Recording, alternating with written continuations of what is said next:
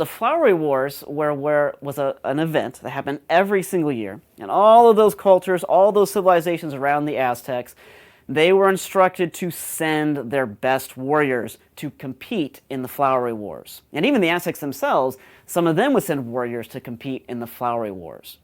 And in the Flowery Wars, one of two things would happen to you. Either you would die, which actually might be the nicest thing in this case, or you would be taken a prisoner.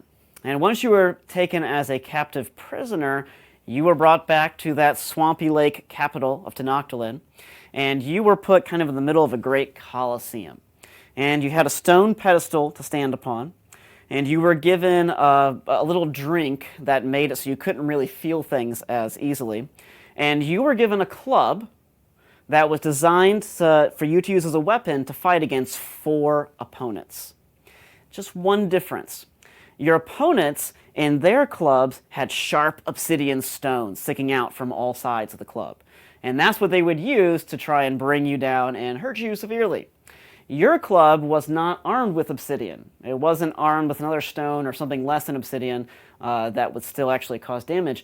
Your club, unfortunately, was only armed with feathers. And so, therefore, this was kind of a rigged contest. You weren't meant to survive this. Well, during the course of you being on the platform with your feathery club as a captive, and all of these 4 other guys around you trying to break your legs with their obsidian-armed clubs, eventually you would go down.